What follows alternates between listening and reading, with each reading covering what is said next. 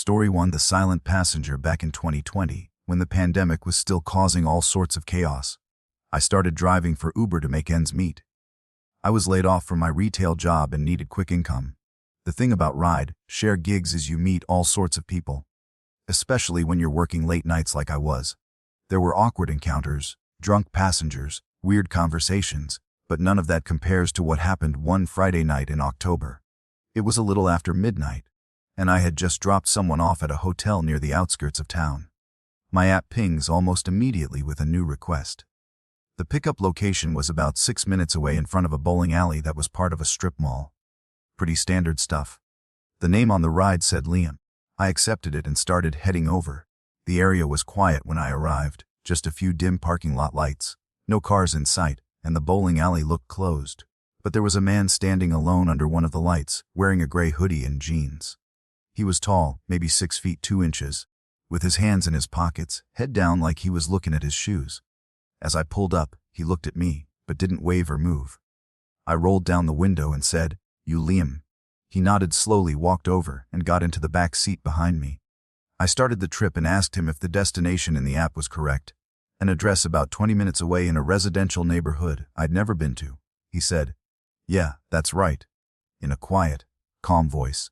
I remember thinking he sounded a little off, not drunk or high, just sort of flat, emotionless, but I didn't think too hard about it at the time. I started driving, and he didn't say anything for the next 5 or 6 minutes. I glanced at him in the rearview mirror now and then, and every time I looked, he was staring straight ahead, not out the window or at his phone, just at the back of my head. I tried to break the silence by asking how his night was going. He paused, then said, "Just needed to get out of there." I asked, "Out of where?" He said, "Doesn't matter." So I didn't push it. We drove a while longer. About 15 minutes in, I realized we were getting closer to the destination, but the address was in a really isolated part of town. No streetlights, big yards, and lots of trees. As we approached the address, he suddenly leaned forward and said, "Actually, can you pull into that driveway right there?" He pointed to a house on the right. The house was dark, no lights on inside or out. It looked old and abandoned, honestly. It had an overgrown lawn and paint peeling on the siding. There was also no car in the driveway. I said, "Is this your place?" And he said, "Just pull in." I hesitated, but turned into the driveway. I stopped near the front of the house and put the car in park. He didn't get out. I looked back at him and said, "Everything all right?" He stared at the front door and said, "Wait here." And he got out and started walking toward the house. He didn't go to the front door. He walked around the side of the building and disappeared from view. I sat there for maybe 2 minutes trying to decide what to do. The ride was technically still going. I didn't want to drive off and get penalized, but I also felt like something wasn't right. My gut told me this guy wasn't just heading inside to grab something. Finally, I ended the trip manually. I marked it as complete and started to back out of the driveway, but before I could shift into reverse, I saw him walking back toward the car fast. His hands were empty, and he had this strange look on his face, like he was angry or excited. I unlocked the doors because I didn't want to make it a confrontation, but something in me was screaming not to let him back in. He opened the rear door, got in, and said, "Take me to the other place." I asked what other place. He said, "Just drive. I'll tell you." I said, "You need to put it in the app." He didn't answer. He just stared at me in the mirror. I said again, "I can't take you anywhere unless you put it in the app." He didn't say a word. After a few seconds, he told me to drive to where I picked him up. I didn't want to argue anymore, so I started heading back toward the strip mall. The whole way there, I felt this pressure in the car. He wasn't talking, but I could feel him watching me. The hairs on my arms were standing up. He was still staring at the back of my head. At one point, I tried to lighten the mood. I said, "Rough night." He replied, "You could say that." I asked if everything's all right, and he said not yet. I didn't ask any more questions. When we got back to the strip mall, I parked under the same light where I picked him up, but before I could say anything, he leaned forward and asked, "You ever wonder how you're going to die?" I froze. I laughed awkwardly and said, "Not really something I think about." He didn't laugh. He just leaned back in his seat, and after a few seconds he said, "I think about it all the time." Then he opened the door and got out without another word. He didn't close the door right away. He just stood there for a second, half in and half out of the car. Then he looked at me and said, "You picked the wrong guy up tonight." He shut the door and walked off into the darkness behind the bowling alley. I sat there for a minute, too shaken to move. Eventually, I drove home, constantly checking my mirrors. When I got home, I looked at the trip details again. Something was off. The name had changed. It no longer said Liam. It was blank, no name, no profile picture, no trip history. It was like the ride never happened. I contacted Uber support to report it, but they told me the trip data was unavailable. They said sometimes that happens if the app crashes or if the rider cancels midway. But I know what I saw. I know I completed the trip. I know the man got in and out of my car, and I know he said what he said. "You picked the wrong guy up tonight." I've never seen him again, and I hope I never do. But every time I get a ping in a dimly lit parking lot, or have a silent passenger in the back seat, I remember that night. And I remember that feeling that something terrible could have happened, that maybe he changed his mind at the last second, or maybe he was never planning to do anything, just wanted to scare someone. But I still wonder what he meant and if he ever found the right car. Story 2, the return trip. This happened in 2021 when I was driving for Uber full-time. I live in a city that gets a lot of tourists, especially in the summer, so ride-share gigs can be decent money if you're consistent. I work mostly nights, partly because I'm a night owl and partly because it's less traffic and better tips from drunk passengers coming back from bars. The night this happened, it was around 1:30 in the morning. A pretty normal Saturday night crowd. I had just dropped off a group of college kids who wouldn't stop yelling in the back of my car, so I was glad to get a request that looked quieter. The name said Noah, and the pickup location was a small side street just off downtown. The weird thing was the pin was in kind of an odd area, not near any bars or apartments, more like near the back lot of an old strip mall. But I figured maybe it was just a bad Jeep's marker. It happens sometimes. I drove over and saw a guy standing at the corner, hoodie on, jeans, staring down at his phone. I pulled up and said, "No." He nodded and got in the back without saying much. He didn't smell like alcohol or slur his words. He seemed sober and just really quiet. He didn't say hello, nor did he answer when I asked how his night was going. Some people just aren't talkers, so I didn't think much of it. I started the ride, and the drop-off was on the opposite side of town, 25 minutes away in a suburban neighborhood I'd been to maybe once or twice before. The thing was, it was dark out there. Like no streetlights in some areas, pretty isolated. I noticed about 5 minutes into the trip that Noah had his phone out, but he wasn't texting or calling anyone. He was holding it flat in his lap with the flashlight on, just shining the beam upward, slightly toward my seat. I asked him, kind of half joking, "Everything all right back there?" He just mumbled, "Yeah," and then turned the flashlight off. The next 20 minutes were dead silent. Just the hum of the engine and a weird tension building in the car. I don't know how to describe it. Something just felt off about this guy. Not threatening, but definitely unsettled, like he wasn't really there. We got to the neighborhood, and I followed the GPS to the house. But as we pulled up, I noticed it was totally dark. No porch light, no inside lights, nothing. I asked, "Is this the right place?" No didn't answer. He just sat there. I turned around and looked at him. I repeated myself a little louder, saying, "Hey, is this it?" He stared past me out the window. I repeated myself one more time, and finally he nodded. So I put the car in park and said, "Have a good night." He didn't move. He just sat there. So I asked again, "Are you good?" He finally reached for the handle and stepped out, but he didn't close the door. He just stood outside the car with the door open, facing the house. I sat there waiting. A few seconds passed, then 20, and then a full minute. I was just about to say something when he suddenly turned around, looked at me through the open door, and said, "I need to go back." I blinked and said, "Back where?" He said, "Where you picked me up." His tone was flat with no emotion. I didn't know what to say. That was a 25-minute drive, and it wasn't like I could just reverse the trip. I told him he'd have to request a new ride, but he just stared at me. He begged me, saying, "Please, I need to go back." I told him again, "You need to request it through the app." That's when he said something that sent chills up my spine. He said, "Can't. They're not gone yet."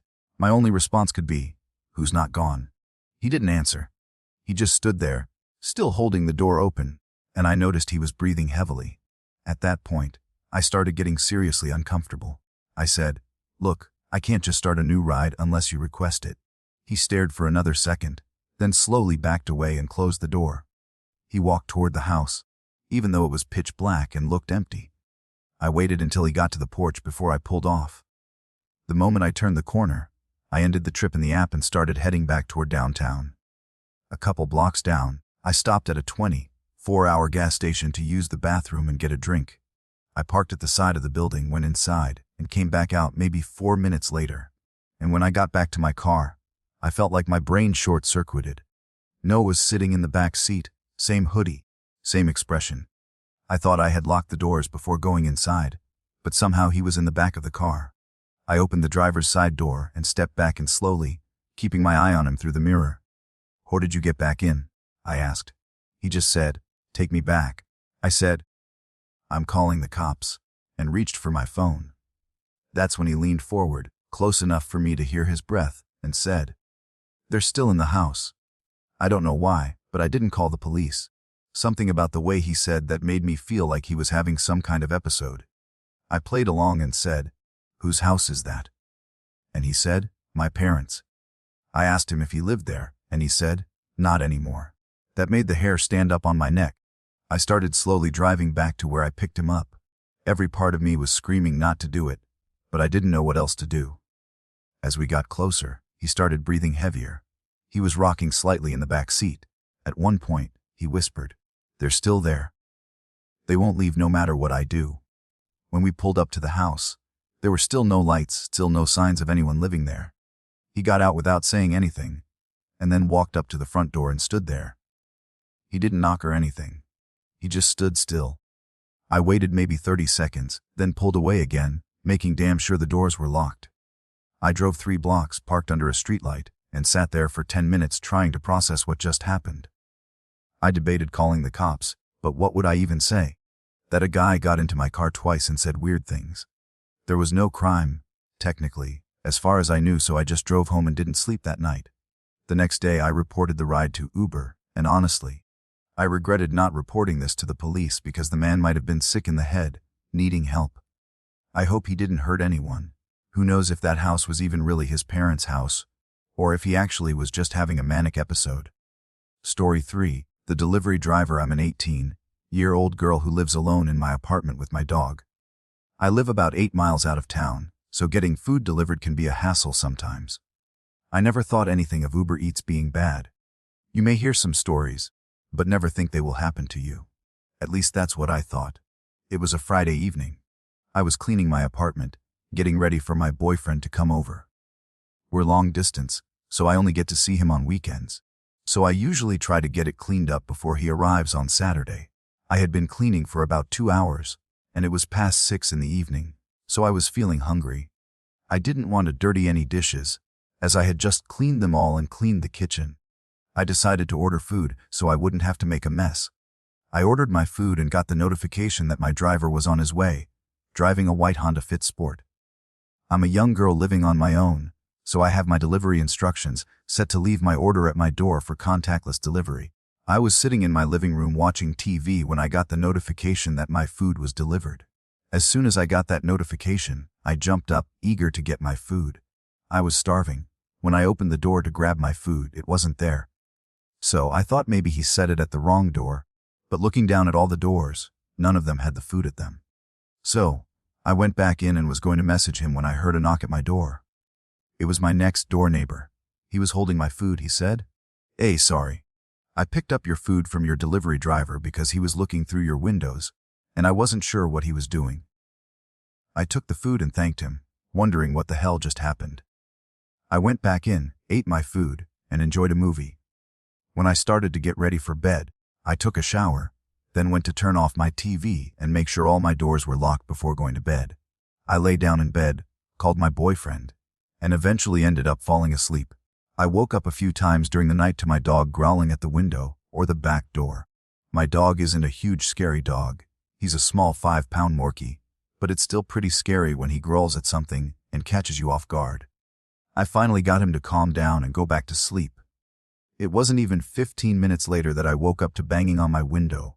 My dog started going crazy, barking, growling, and even whimpering. I couldn't move in my bed.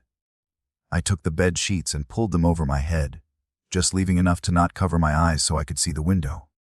I called the police and whispered into the phone quietly, I explained to the operator that someone was in my backyard and my window doesn't lock, so it can easily be lifted up.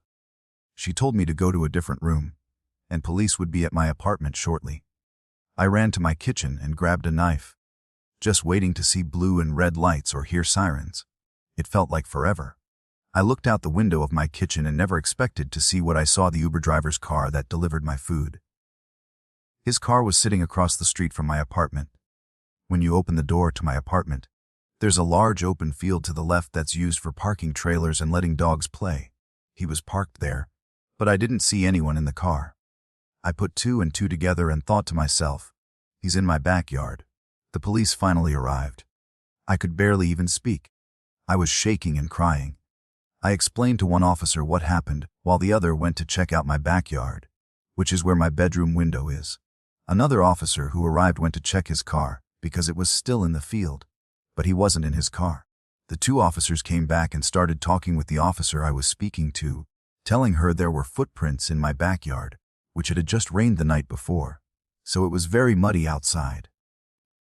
I started panicking once I heard that, not just because that's not what you want to hear, but also because where was this guy if he didn't come back arrested with the cops and wasn't in his car? My neighbor came outside to see what was going on.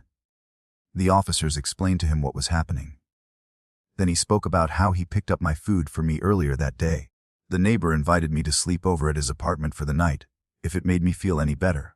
Oddly, I passed on the offer, and when all the cops left, I went back into my apartment.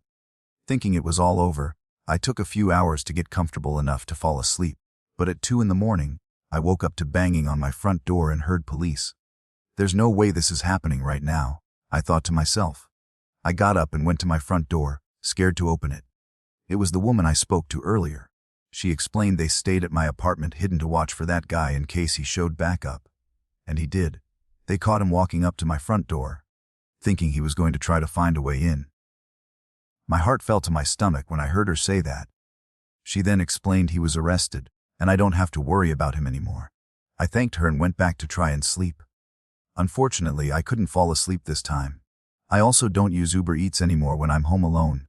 Story 4: The wrong car. I was 26 at the time, and I'm male. I was in Washington, D.C., on a sort of vacation visiting my then-fiancée. I'll call her Emma for the sake of the story. I was visiting for a graduation she was having for her basic training. It was a big deal for her family, and she asked me to be there for it. So I said why not and booked the flight to be there. I'd be arriving about a week before the rest of her family, so she and I could have some time, just the two of us, before she would be busy with having all of her family there for the occasion. She stayed with me at my hotel during this time, and eventually, we decided we wanted to go and explore some of the nearby historical sites that Washington had to offer. I'd never been there, of course, so the idea piqued my interest, and we decided to do it. Once we arrived at our location, we spent about 4 hours walking around and seeing all the sights from the Lincoln Memorial to the Washington Monument, the Congress Building, and even the White House. It really was a fun and exciting experience for myself to see all these places, as I had missed out on going on a school trip in high school to visit them. At the time seemed to appreciate my interest in them as well, and we really enjoyed ourselves. After we finally decided we had enough walking around and were ready to return to the hotel, we used the Uber app to call for a ride. We had used it earlier to arrive and had no issues, so we decided to just use it again for the ride back. Emma made the request on her phone while I sat down under some shade and waited. I was pretty tired from all the walking we did, and I could feel my body just ready to get back to the hotel for a long-needed nap. Eventually, after about 10 minutes of waiting, a car pulled up in front of us along the side of the road. Emma motioned for me that this was the car, as the place they stopped at was not a parking spot or a place a car would just stop at on its own. I stood up and followed her to the car, where she opened the back door and stepped inside, asking the man, "Uber for Emma?" And he gave a slight nod without saying anything. So, I followed her into the car and shut the door behind me. Now, looking back on this, I realized how foolish both she and I were in doing this. We should have asked for the driver's name and verified the car was a match to the one on the app. I didn't have access to any of this myself, and she made the request on her phone, so it didn't really cross my mind at the time to do any of this. As we both sat in the back of the car, which was a gray-colored minivan, The driver didn't speak to us. I found this a bit odd, as any other driver I'd ever had would at the very least greet me once I entered or confirmed my name. But this guy, nothing. He started driving without acknowledging either of us, other than the nod he gave when Emma asked him if he was our Uber. And I did pick up on how weird it was, but I was tired and didn't really feel like trying to engage with the man myself. I laid my head back and just closed my eyes. I then felt a tap on my arm from Emma after what felt like only 5 minutes of the drive. I opened my eyes and looked at her, and she didn't speak to me. I could see the look on her face was one of worry, and it had me wondering what exactly she was concerned about. She then pointed to her phone, which was showing the route the Uber would take to drive us back to our hotel. It didn't take me long to realize that the way we were going was not the way the route had said. In fact, it was the opposite way. I could see Emma's face strain of color shortly after when a notification popped up on her phone saying our Uber had arrived, followed by a message from the driver asking where we were. My heart sank into the pit of my stomach. It was then I realized how foolish I was by not verifying the car and driver before we just both stepped in. The picture that was on Emma's phone within the app did not match the driver, and I knew we had gotten ourselves into a situation. I slowly looked back toward the driver, but I didn't say anything. I didn't know what this man's intentions were or what he was capable of. And honestly, I didn't want to find out. I just knew at that moment I had to get both Emma and myself out of that car. I leaned forward and told the man that we had changed our minds and would be fine just being let out where we were, in an attempt to get us out of the situation without alarming the man of what we knew. He glanced at me through the rearview mirror in the first actual acknowledgement of us he had given since we stepped into the vehicle. I caught his glance as he stared at me without saying a word in what felt like minutes, but was probably only 10 seconds. He didn't stop the car, though. He didn't even say a word in response to me, and just kept driving the car as if nothing had been said. My patience had run out, and I knew whatever this man had in store for us wasn't good. I then did the only thing I could think of at that moment and reached into my pocket, pulling out my pocket knife. I flipped the blade out and, without wasting another second, I told the driver, "I know you're not our Uber driver. I don't know what your plan is here or what you think you're about to do to us, but I have a knife, and if you don't pull this car over right now, I have no problem using it." The driver's eyes quickly looked at me again within the rearview mirror, and I knew he could see the knife gripped tightly in my hand. He quickly pulled the van over, and I heard the doors unlock. Emma and I wasted no time in getting out of that car as fast as we could. The moment we were both out, the man sped off. We quickly took a moment to gather ourselves as Emma was having a panic attack, and I myself was still wrapping my head around what the hell just happened. Emma quickly pulled out her phone and responded to our actual Uber driver and informed him of our location and asked if he could come pick us up. The actual driver arrived within a few minutes, and this time we made sure it was the right one. We told him everything that had happened, and it was then that he informed us something that made the blood in my veins go cold. He told us there had been multiple instances recently where people were posing as Uber drivers in the area, as it was an easy way to find many tourists and people not from the area that wouldn't think twice about just getting into a car thinking it was a Lyft or Uber. Apparently, many people had gone missing, and they could only assume the worst. He told us both we were lucky we noticed when we did and hadn't gotten further away from where we had been picked up, which was probably the only reason the man let us go, and of course, the fact that I was armed. We made it back to the hotel without issue, and we quickly reported it to the police. We gave the best description of the man in the car that we both could, and the police told us they'd call us with any information they could find. We never heard back from them, so I assume the man was never caught or found, and that worries me that he could still be out there doing this to others. Again, I realized how foolish we both were after all this, not verifying whose car it was we were getting into. But let this be a reminder to everyone listening. Do just that. Always verify your Uber drivers, and always make sure you're aware of your surroundings.